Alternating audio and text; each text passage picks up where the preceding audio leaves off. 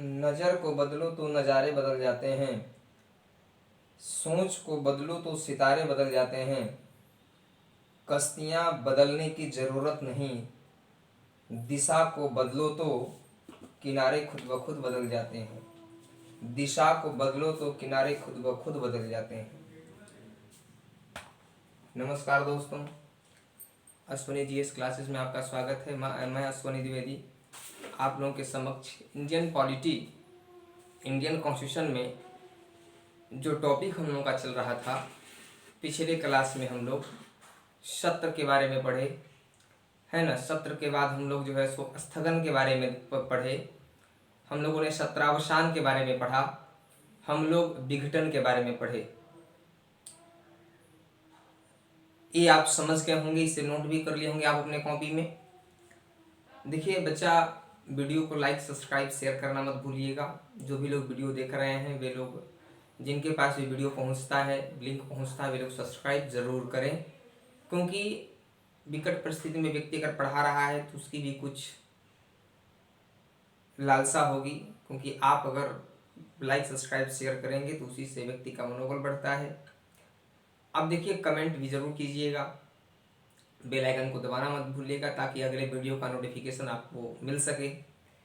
देखिए, हम बात करते हैं इस सेशन में, एक क्वेश्चन यहाँ से उठता है कि अगर मान लीजिए कि विघटन हो जाए लोकसभा का, यदि लोकसभा डिसॉल्व हो जाए तो विधेयकों पर क्या प्रभाव पड़ेगा। समझ रहे हैं हमारी बात ना। यदि मान लीजिए कि लोकसभा का विघटन हो जाए, डिसॉल्व हो जाए, डिसोल्यूशन हो जाए, 5 years बिफोर यदि डिसोल्यूशन हो जाए तो क्या कंडीशन होगी। लोकसभा का डिसोल्यूशन या डिसॉल्व तो दो कंडीशन आपको मैं बताया हूँ कि यदि मान लीजिए संसद में, लोकसभा में किसी को स्पष्ट बहुमत न मिले, स्पष्ट बहुमत, स्पष्ट मेजोरिटी, क्लियर मेजोरिटी न मिला तो सरकारें गिर सकती हैं, या फिर राष्ट्रपति जो है वह प्रधानमंत्री के परामर्श से, कैबिनेट मंत्रिमंडल के परामर्श से भी जो है सो लोकसभा को 5 वर्ष पहले भंग करने की घोषणा कर सकता है। खैर बच्चा है तो लोकसभा भंग होता है, डिसॉल्व होता है 5 वर्ष से पहले। राज्यसभा तो कभी भंग नहीं होती, क्योंकि राज्यसभा एक परमानेंट हाउस है।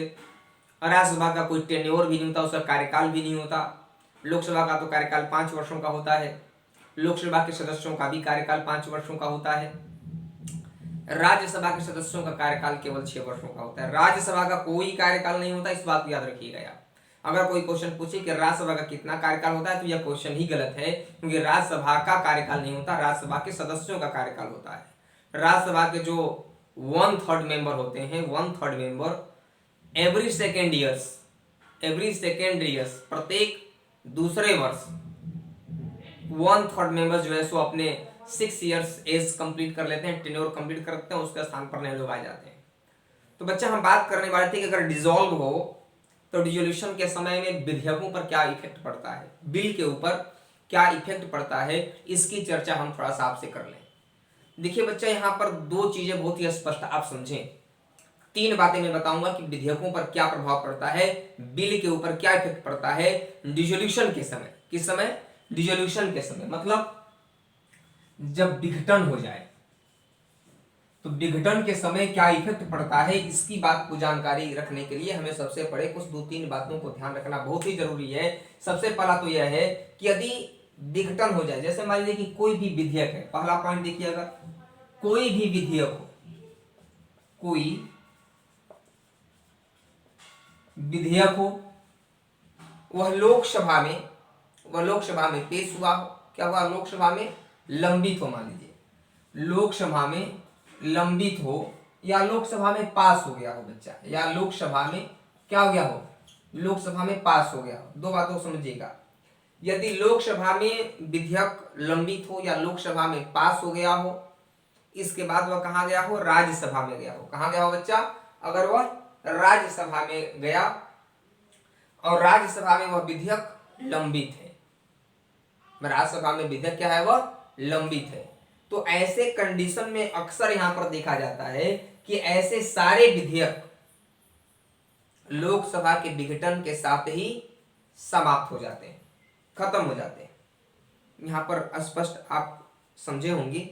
यदि लोकसभा में कोई भी विधेयक या तो लंबित हो या पास हो गया हो, उसके बाद वह राज्यसभा में गया और राज्यसभा में विधेयक वह लंबित हो गया, समझ गए, और लोकसभा का विघटन हो गया, तो ऐसे कंडीशन में वह विधेयक ही क्या हो जाएगा, बिल्कुल समाप्त हो जाएगा। वह विधेयक, वह बिल ही बिल्कुल एकदम समाप्त हो जाएगा, उस पर कोई कार्रवाई नहीं होगी।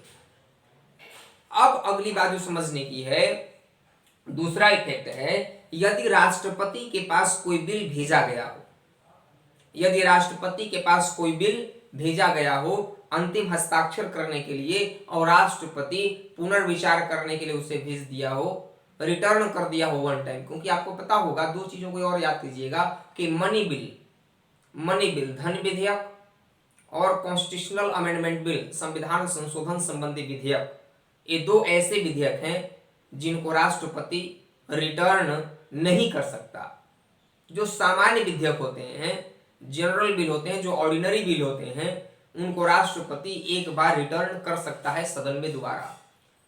तो वही कहने का मतलब है कि यदि कोई विधेयक राष्ट्रपति के पास गया और राष्ट्रपति उसे रिटर्न कर दिया हो, तो रिटर्न करने की सिचुएशंस में फिर वह सदन में आया और सदन में आने के बाद वह सदन में वह पड़ा रहा, है ना, और क्या हो गया, सदन में आने के बाद फिर जो है सो उसके बाद लोकसभा ही जो है सो डिसॉल्व हो गई, उसके बाद लोकसभा ही जो है सो डिसॉल्व हो गई।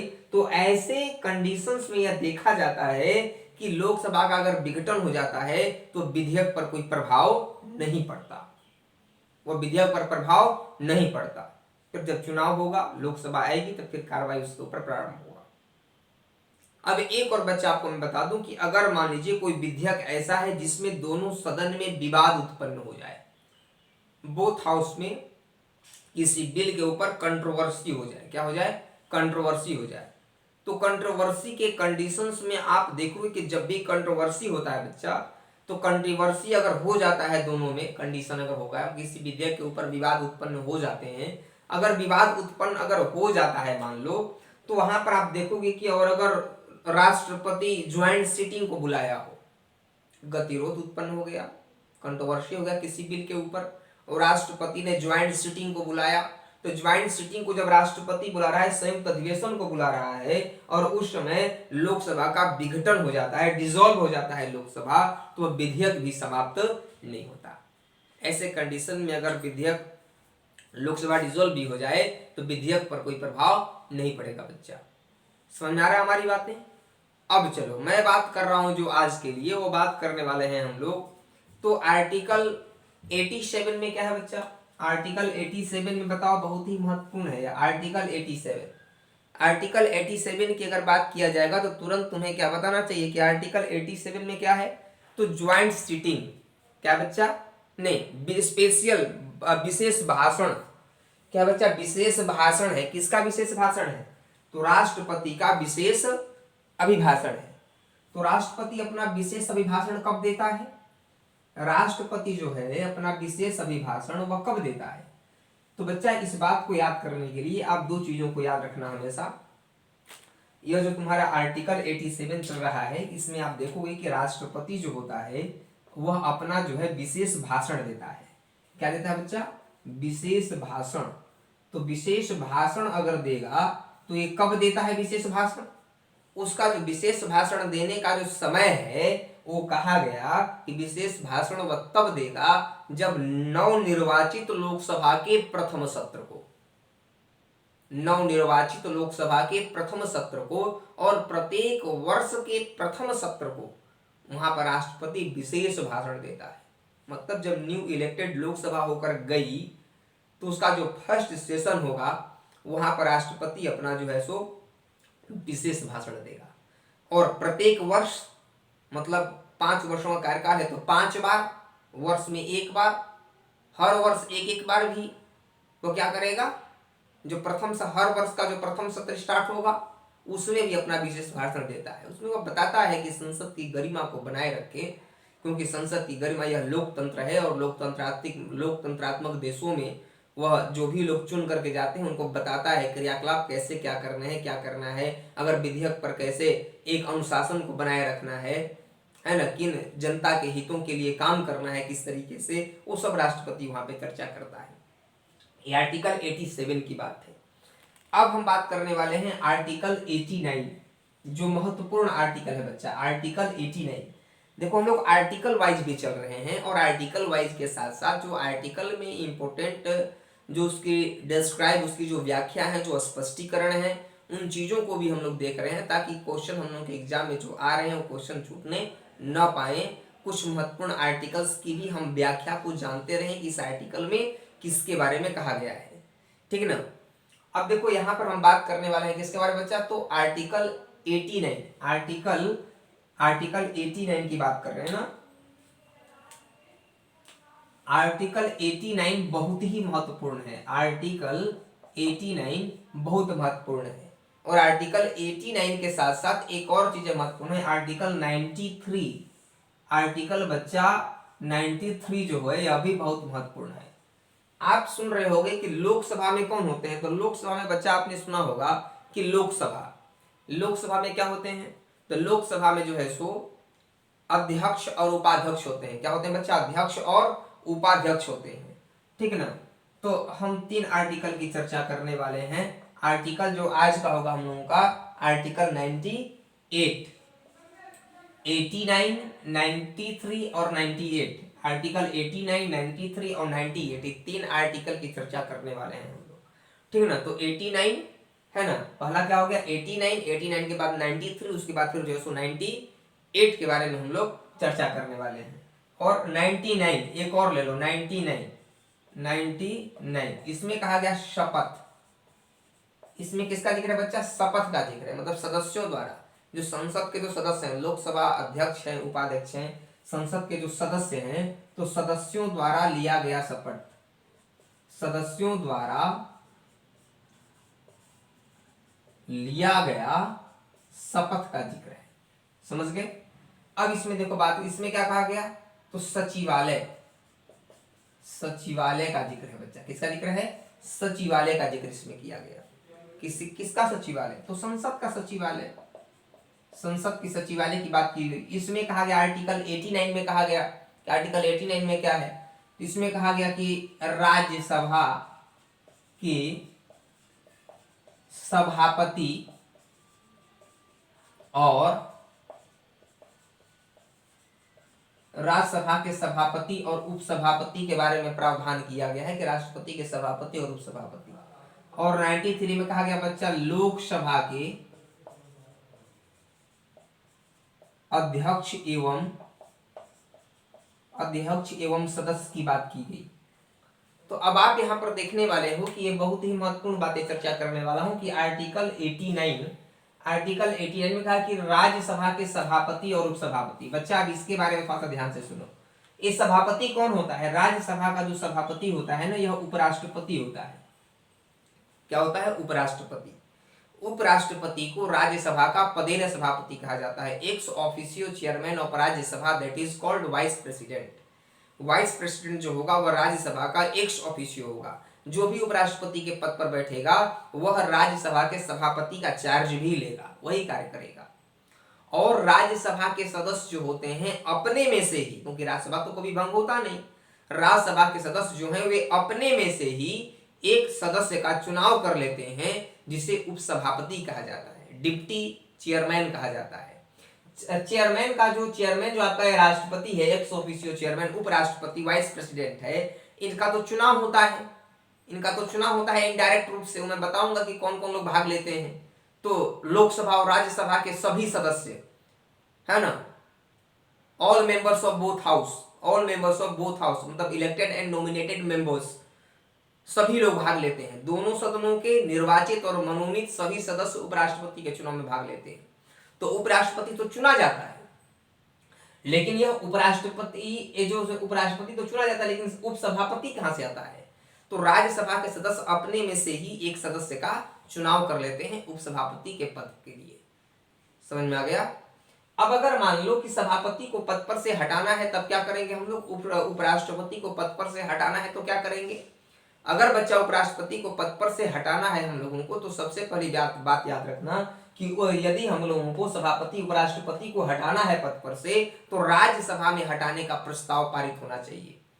पहला प्रपोजल राज्यसभा में पास होना चाहिए वाइस प्रेसिडेंट को हटाने के लिए पद पर से, और यदि राज्यसभा में पास हो जाता है हटाने का प्रस्ताव, उसके बाद राज्यसभा के हटाने के प्रस्ताव से यदि लोकसभा सहमत हो जाता है, यदि लोकसभा सहमत हो जाता है तब जो है सो इनको पद से हटा दिया जाएगा, इनको रिमूव कर दिया जाएगा पद पर से। समझ गए हमारी बात। अब कहा गया यहाँ पर उपसभापति को समझ गए, इनको हटाने के लिए और राज्यसभा में ही प्रस्ताव अगर पारित हो जाए बहुमत से तो ये पद से हटा दिए जाते हैं बच्चे। समझ में आ गया। तो मैं आशा करता हूं कि आर्टिकल 89 तुमको समझ में आ गया होगा। आर्टिकल 93 की बात करें कि लोकसभा के अध्यक्ष और उपाध्यक्ष, अध्यक्ष और जो है उपाध्यक्ष, बच्चा जो है उपाध्यक्ष, तो लोकसभा के अध्यक्ष और उपाध्यक्ष जो हैं इनके बारे में चर्चा अगर हम करें, मतलब स्पीकर और डिप्टी स्पीकर। लोकसभा में कौन होते हैं? स्पीकर और डिप्टी स्पीकर। जैसे राज्यसभा में सभापति हुआ वैसे लोकसभा में अध्यक्ष होगा, जैसे राज्यसभा में उपसभापति हुआ वैसे यहाँ पर उपाध्यक्ष डिप्टी स्पीकर होगा। लेकिन अब इसको देखो, अध्यक्ष कहां से आते हैं? तो जब नवनिर्वाचित लोकसभा चुन करके जाती है, जब नवनिर्वाचित लोकसभा चुन करके जाती है, न्यू इलेक्टेड लोकसभा में सबसे जो सीनियर मोस्ट मेंबर होते हैं, जो वरिष्ठ व्यक्ति होते हैं, उन्हीं को प्रेसिडेंट जो है प्रोटेम स्पीकर के पद पर नियुक्त कर देता है। किस पद के ऊपर बच्चा? प्रोटेम स्पीकर के पद पर नियुक्त कर दिया जाता है। प्रोटेम स्पीकर के पद पर जो है सो नियुक्त कर देता है राष्ट्रपति। जब नई लोकसभा चुन करके गई, उसके जब वरिष्ठ मेंबर होंगे, जो सीनियर मेंबर होंगे, उनको जो है सो प्रोटेम स्पीकर के पोस्ट पर प्रेसिडेंट अपॉइंटमेंट कर देगा, नियुक्त कर देगा। और ये प्रोटेम स्पीकर ही जो है सो लोकसभा के जो सदस्य होते हैं, अब क्या होगा? ये तो चुन लिए गए प्रोटेम स्पीकर के पद पर, इनका काम क्या है? अब इसके बाद क्या होता है कि लोकसभा के सदस्य बैठते हैं, वे अपने में से ही एक अध्यक्ष और एक उपाध्यक्ष को चुनते हैं। एक अध्यक्ष और एक उपाध्यक्ष को चुनते हैं। लोकसभा के मेंबर्स अपने में से ही एक स्पीकर और एक डिप्टी स्पीकर को चूज करते हैं। समझ में आ गया। और चूज करने में सहयोग कौन देता है बच्चा? तो प्रोटेम स्पीकर सहयोग देता है। यही नहीं करता, लोकसभा के सदस्यों को ओथ भी दिलाता है प्रोटेम स्पीकर। याद रखना, लोकसभा के सदस्यों को ओथ कौन दिलाता है? तो प्रोटेम स्पीकर ही ओथ दिलाता है। लेकिन एक बात और संविधान में कहा गया, और वह यह कहा गया कि बहुत महत्वपूर्ण है कि राष्ट्रपति स्वयं या अपने द्वारा नियुक्त व्यक्ति, नियुक्त पर्सन, अपॉइंट पर्सन के द्वारा ही इन लोगों को शपथ दिलाया जाता है। मतलब या तो राष्ट्रपति भी दिला सकता है, या राष्ट्रपति इस कार्य के लिए, शपथ दिलाने वाले कार्य के लिए किसी व्यक्ति को अगर अपॉइंटमेंट कर देगा तो वे लोग जो है सो प्रोटेम स्पीकर होता है अपॉइंटमेंट, जो लोकसभा के सदस्यों को शपथ दिलाने का कार्य करता है। ये जो लोकसभा के जो अध्यक्ष और उपाध्यक्ष होते हैं, ये तो समझ गया कि लोकसभा के सदस्य ही अपने में से इनको चुन लिया करते हैं, बस चुनने में सहयोग यह देता है। और जैसे ही लोकसभा अध्यक्ष उपाध्यक्ष जो है सो अपने पद पर आएंगे, प्रोटेम स्पीकर की कार्यावधि समाप्त हो जाएगी। इसका काम बस इतना ही है। समझ गए। लोकसभा अध्यक्ष जो होता है, इसके कुछ शक्ति कार्य होते हैं। जैसे लोकसभा अध्यक्ष का अगर शक्ति कार्य की बात किया जाए, अगर हम बात करें, तो लोकसभा अध्यक्ष जो होता है बच्चा, इसके बारे में कहा गया है कि लोकसभा अध्यक्ष लोकसभा के सदन की संचालन करवाता है, लोगों को बोलने की अनुमति देता है संसद के सदस्यों को, और संसद के सदस्यों के विशेषाधिकारों की रक्षा भी करता है। जो स्पेशल जो राइट मिलता है उनको, पार्लियामेंट के मेंबर्स को, उनको प्रोटेक्ट भी कराने का काम करता है। सदन में लोकसभा अध्यक्ष के द्वारा जो निर्णय लिया जाता है, मतलब पीठासीन अधिकारी का आसन होता है, पीठासीन अधिकारी का आसन होता है। जो भी निर्णय लेगा पीठासीन अधिकारी जो भी निर्णय लेगा, उसके डिसीजन के अगेंस्ट में आप कोर्ट में नहीं जा सकते हो। तो मतलब न्यायिक समीक्षा के दायरे से लोकसभा के अध्यक्ष के द्वारा सदन में लिया गया निर्णय जो है सो वह बाहर है, न्यायिक समीक्षा के दायरे से बाहर है। आप कोर्ट में नहीं जा सकते उसके डिसीजन के खिलाफ। तो वह बोलने की अनुमति देता है, चुप रहने की अनुमति देता है। अगर इस पर भी कोई ज्यादा हंगामा करता है तो अपने सार्जेंट को बुलाकर उसे सीधे बाहर भिजवा देता है। लोकसभा अध्यक्ष जो होता है बच्चा, उसके बारे में अगर बात करूं कि लोकसभा अध्यक्ष जो है दोनों सदनों की, बोथ किसी भी हाउस में अगर बोथ हाउस में अगर कंट्रोवर्सी हो जाता है तो कंट्रोवर्सी होने के कंडीशन में जो लोकसभा का सदस्य, जो लोकसभा अध्यक्ष होता है वह नहीं, राष्ट्रपति जो क्या करेगा, अगर कंट्रोवर्सी हो गया तो प्रेसिडेंट क्या करेगा कि दोनों सदनों की ज्वाइंट सिटिंग बुलाएगा, संयुक्त अधिवेशन बुलाएगा। अनुच्छेद 108 के तहत संयुक्त अधिवेशन का प्रावधान किस अनुच्छेद में है? संयुक्त अधिवेशन प्रावधान 108 में, अनुच्छेद 108 में, आर्टिकल 108 संयुक्त अधिवेशन राष्ट्रपति बुलाएगा ज्वाइंट सिटिंग। अब वो ज्वाइंट सिटिंग का चेयरमैनशिप कौन करेगा? देखो यहीं पे बता दिया मैं, आर्टिकल 108 चेयरमैनशिप कौन करेगा बच्चा? तो लोकसभा स्पीकर करेगा। अगर लोकसभा स्पीकर भी नहीं है, देखना ज्वाइंट सिटिंग को बुलाता है प्रेसिडेंट, लेकिन चेयर कौन करता है, अध्यक्षता कौन करता है? तो लोकसभा अध्यक्ष करेगा। उसके न रहने पर उपाध्यक्ष करेगा, डिप्टी स्पीकर करेगा। उसके भी न रहने पर डिप्टी चेयरमैन ऑफ राज्यसभा करेगा, राज्यसभा का उपसभापति करेगा, राज्यसभा का सभापति नहीं करता है। इस बात को भी, सीक्वेंस को याद रखना, एग्जाम के पॉइंट ऑफ व्यू से बहुत ही महत्वपूर्ण यह टॉपिक है, समझ गए।